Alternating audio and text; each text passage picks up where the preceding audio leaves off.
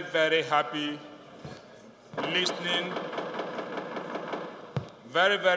listening, to the very deep argument of members of these green chambers.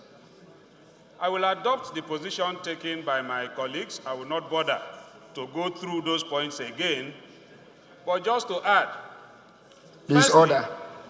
I take it that the position of the Vice President is an opinion.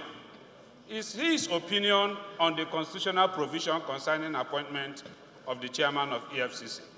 However, and very unfortunately, that opinion has been upgraded by the government to be a position of the government of the day, and that is why we are discussing that issue today.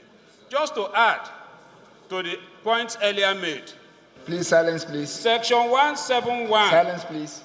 Applies to offices that will fizzle out with the life of the appointer, the president.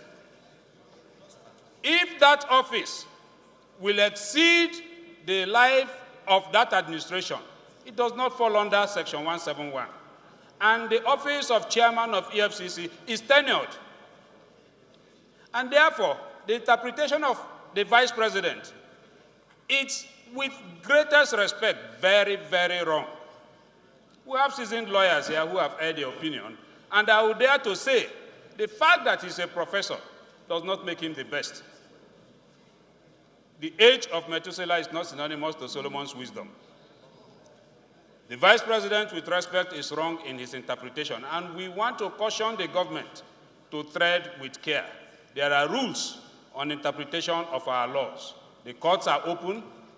If you look at subsection 6 of 171, it's also clearly spelled out that any appointment made pursuant to paragraphs A to E of subsection 2 of this section shall be at the pleasure of the president and shall cease when the president ceases to hold office. What they are telling us is that the office of the chairman of EFCC is no longer tenured. Aside that, if you also go further, the Constitution has provided a general framework on appointment. It did not also specifically tell us how that appointment will take place.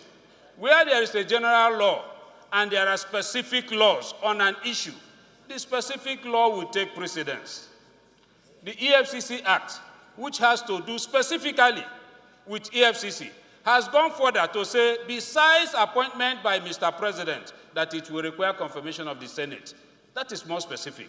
Even under the same Section 171, there are offices too, where the same Constitution says that though Mr. President will appoint, but it will not take effect until it is confirmed by the Senate. The EFCC law has brought the office of the chairman of EFCC under that same cloud, that it will not take effect until the Senate has given confirmation to that appointment.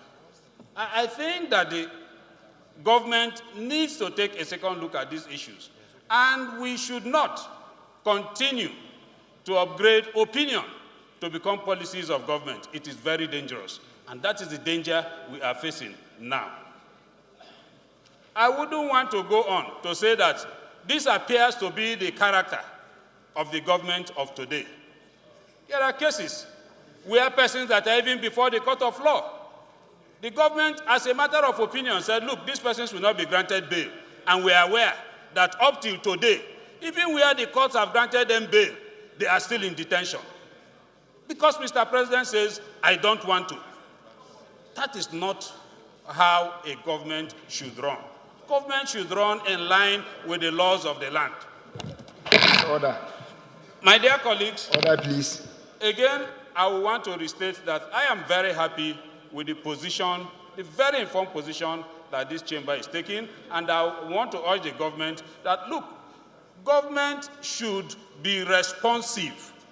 Listen to the opinion of people and seek for proper clarification. We are beginning to dovetail. Everybody is saying it. But when you see a man or a boy pointing at a particular place, if his father is not there, his mother is there. Nigerians are beginning to say that we are gradually dovetailing to dictatorship. And I think that the government of the day should look at it very seriously. The laws are very clear. Let us govern in line with the law. I support this motion wholeheartedly, and I urge all of us to support this motion and ensure that government is run in line with the laws that we have set for ourselves. Thank you, Mr. Speaker, for the opportunity.